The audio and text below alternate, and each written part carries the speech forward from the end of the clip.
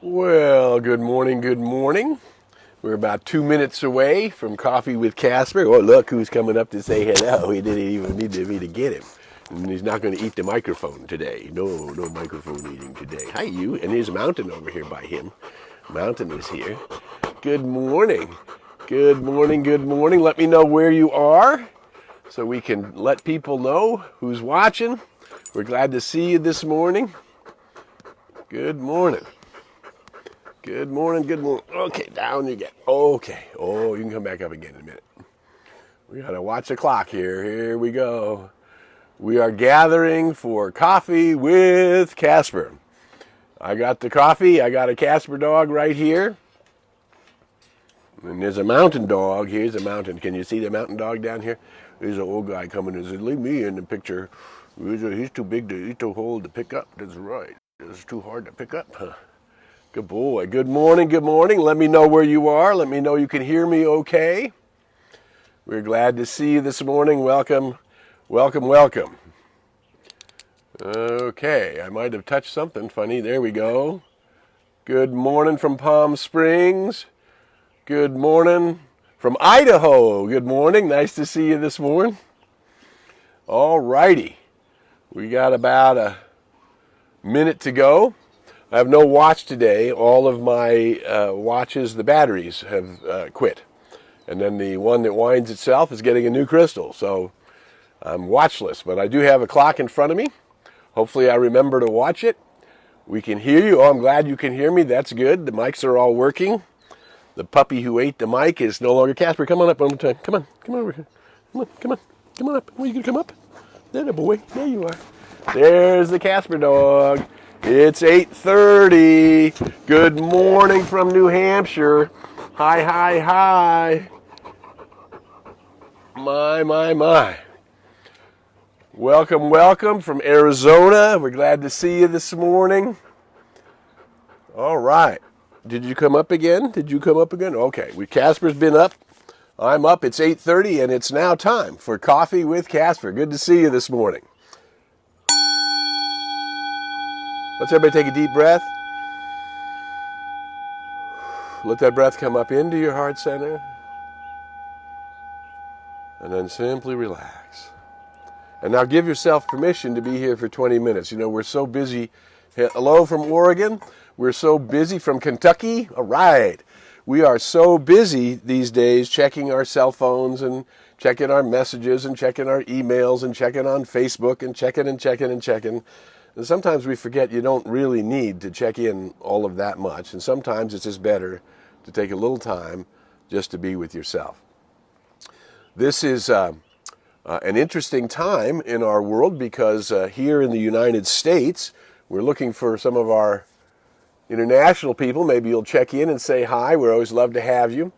Here in the United States, we had one side had a convention this last week, and now we have another side with a convention this week. And so we have all of these polarities happening, right? And what I can tell you is in my lifetime, I have seen these pendulum swings. You know, we go way far to one side. We would call those the left or the right. We go way far to one side, and over a period of time, we go back to the other side, and over a period of time. And then eventually, when all of these wild swings are finished, we come into an area which is the zone of our collective good. And then we begin to move toward the zone of our collective good.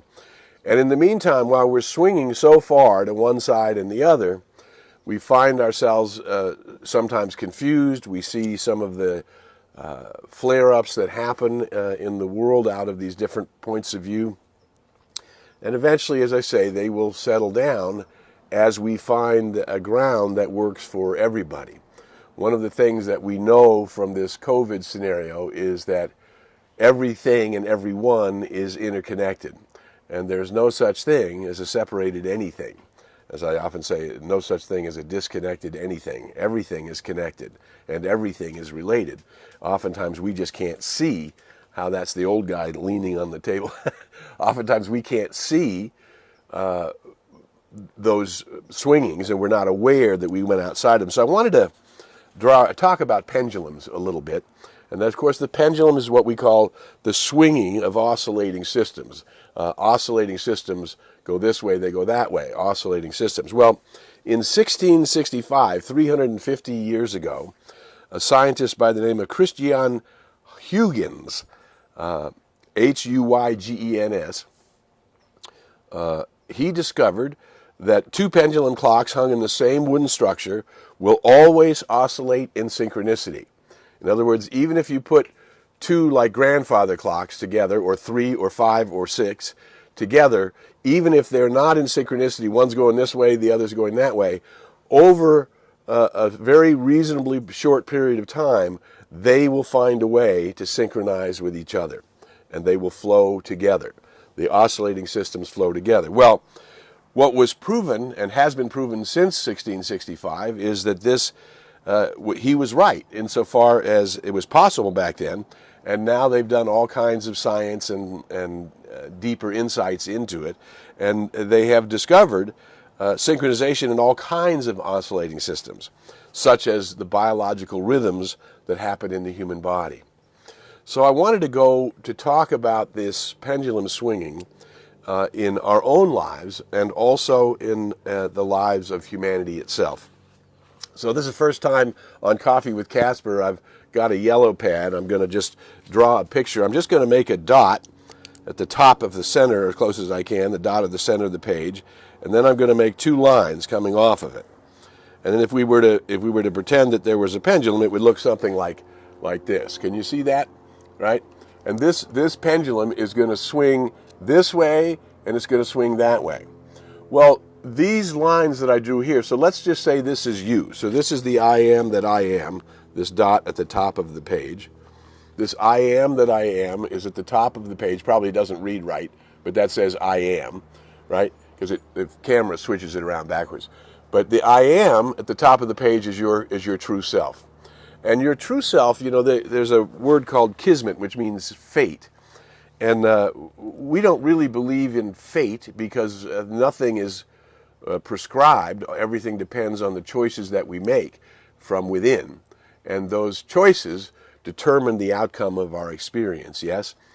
But there is a divine plan for everyone. And the divine plan for everyone is that they reach the fulfillment of what we call the kingdom of heaven. Behold, the kingdom of heaven is at hand. This place in awareness and understanding of yourself in the cosmos as being in the right place, at the right time, in the right moment, and everything is okay. Everything is good. So that would be the kingdom of heaven. When you recognize yourself as an immortal spiritual being, you recognize that wherever you are in physical time and space, whatever kind of body you have incarnated into is the right body at the right time, and that you are the right person at the right time, and that you become progressively more aware of the bliss that is life itself. I choose to become progressively more aware of the bliss that is life itself. You might want to say that together.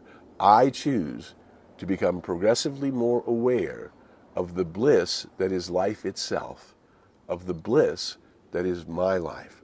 Now, we've had moments of the bliss, moments of happiness, we call that, moments of complete happiness where everything was just right.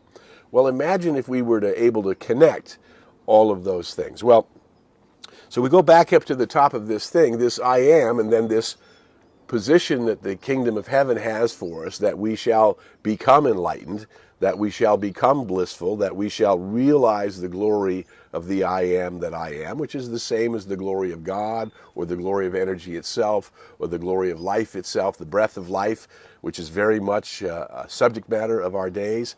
The breath of life, I breathe in the very breath of life. I love the breath of life. That breath of life is circulating through us with every breath. It's moving around us. It is the life force itself. And so this original intention, your soul came in with the values: peace, love, freedom, happiness, joy, family, friends, whatever those values are. And in the movement of our life, when we are living, we're going to swing between here and here. But those values are those, as what I've driven as these lines here. So these lines are my personal values on each side. And so long as I am living my life swinging inside of these values, things are going well. What we call the 2x4 school, when you're going along fine in life and then all of a sudden something whacks you really hard, some circumstance hits financially, in your love life, in your financial life, in your home life, wherever, whatever. When we get outside these values, this pendulum will swing outside of the values.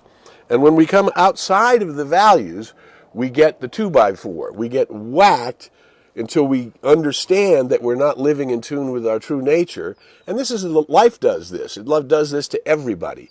It is a universal principle, and it works everywhere, and it is at work everywhere. That we all are in this process of ascending up to recognize this soul nature of ourself, this I am that I am. Remember, I am an immortal spiritual being, superior to my mind, to my body, and to my experience. And we are in the process of learning how to integrate my soul nature with my personal natures, what Walter Starkey, the great author, called the double thread. That we have a personal nature, which is also called the egoic nature, and it is limited because it doesn't have complete understanding, whereas our soul nature is constantly gazing up at the glory of eternity itself, of the awesomeness of eternity itself, and appreciating it, and trying to, what has been called before the still small voice, to direct the senses so that we become consciously aware of this nature of ourselves. Now, where we are right now is a world that's waking up, and many, many people don't know about their I am nature, and many, many people are swinging outside of their own soul's definition of purpose in their lives and fulfillment in their lives. And when they swing outside, those things happen that are physical in reality.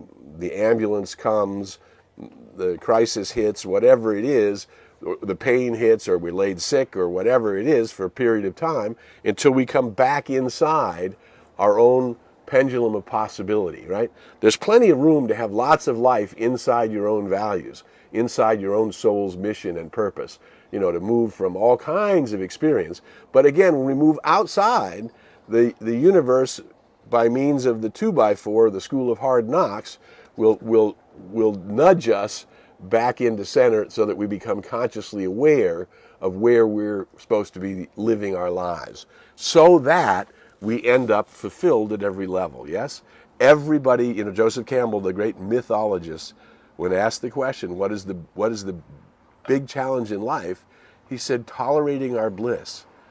Wow, wouldn't it be great to be really working on making more and more room for your personal bliss? Wouldn't that be wonderful? Yes? And that's what we're working on here in Coffee with Casper. Because what we know is that as each one of us wakes up, it helps the person to our left and to our right wake up, and the person to the left and to the right and the front and behind of them to wake up. That every soul waking up, every soul coming into their own nature, coming into being at peace, coming into being in love, coming into being a presence of forgiveness, coming into being a presence of joy in the world. When that happiness begins to move through us, as it's already documented scientifically, happiness is contagious. Wouldn't it be much better to have happiness being contagious than it is to have a virus being contagious? Yes? So now, if this is true of the human, and we're holographic, meaning that we're part of humanity, this is also true of humanity in itself.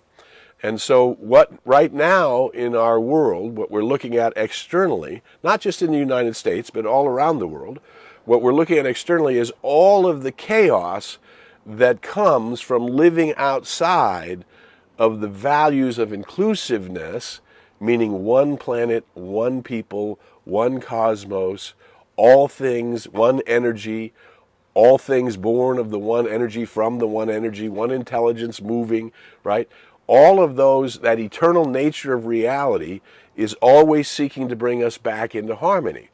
And when we are swinging so far from the left to the right, from love to hate, from joy to sorrow, It does, you can figure out all of the words that would be polarities on either side of where that pendulum is swinging, yes?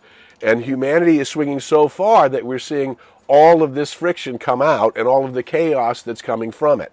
The weather conditions maybe in your area are different than they used to be. We're beginning to understand that it is in fact one planet and therefore one atmosphere, and that we all are breathing in this atmosphere all around the globe. And so we're beginning to get a sense, but we're not there yet because, again, the light workers, that would be you and me. How do we know that? Because birds of a feather flock together, and that's why we're here on Coffee with Casper, to get ideas and inspirations that remind us that we belong to each other, that we're interrelated and interconnected, yes?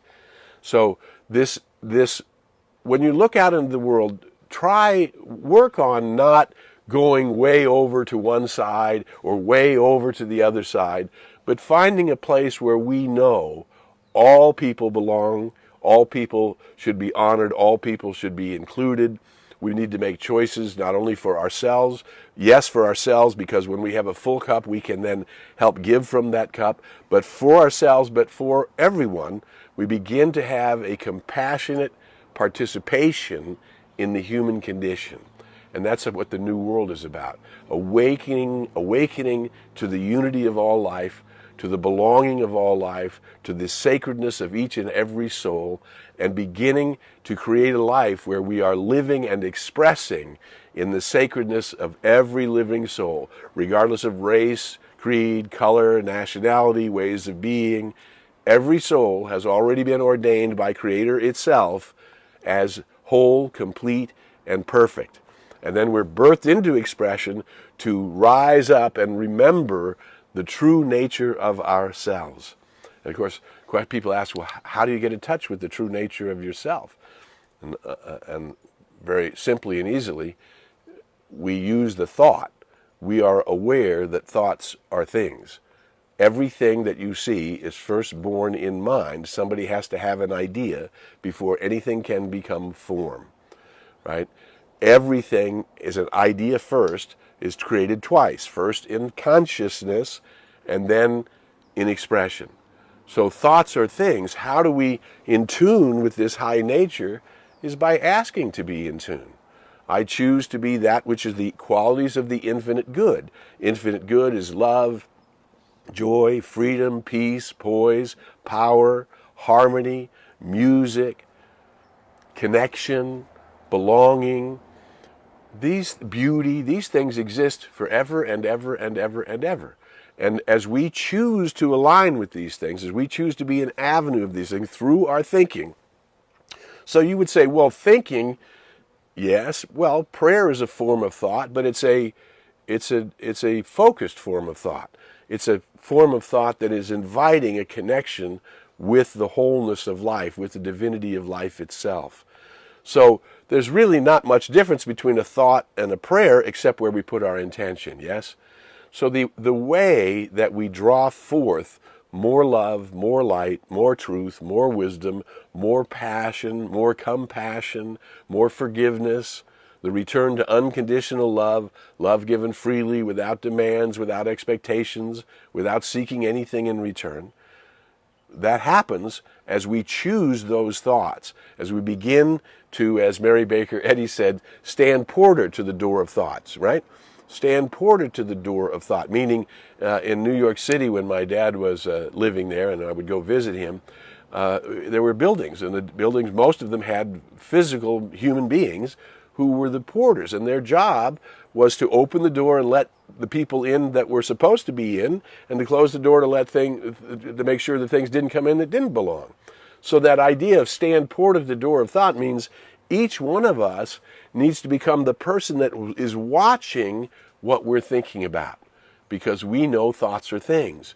And if we see ourselves dwelling in fear and dwelling in doubt and dwelling in one idea going from bad to worse and then the next, and that fear gets multiplied, we are the ones who must take a breath, get a hold, and then go back, take our thoughts up high, and begin to remember, I am love, I am light, I am truth, I am wisdom, I am peace, I am belonging, right? And use our consciousness to draw in the intention that we are seeking, which is to have a harmonious life, to live in love, to live in joy, and to bring ourselves forward. The pendulums are swinging. The pendulums in our lives may be a little going too far from our own values, and then we have to be in tune with how we want to make the changes in our lives so that we are living in accord with our personal values. And then the school of hard knocks, or the way that God corrects, just because we weren't listening, becomes softer and easier and more gentle. We begin to tune into that still small voice, and that small voice is getting louder as we go through this change in the human condition, because the same thing is happening in all humanity. We're going too far on all sides, and that's causing all of this friction in the world. And when we come back in tune, and the more each one of us comes back in tune, the more we're helping that pendulum come into the right place, so that humanity is the right place for an awakening world, for your awakening self, and for my awakening self, and for everybody else's awakening self. These ideas belong to all people. If in these few minutes we've shared together something valuable has come to you, please share it.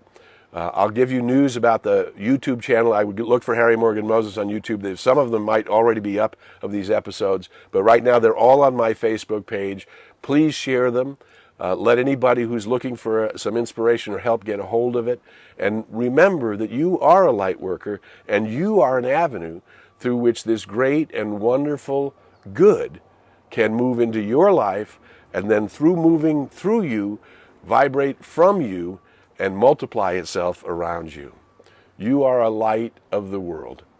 I love that you tune in. I love that you're sharing these ideas. I love that together we're connected, and that we are holding the faith and the knowing that humanity's pendulum is coming to the place of its divine purpose and the divine fulfillment for each and all souls. One planet, one people, one love, in harmony together. You are a blessing to the world.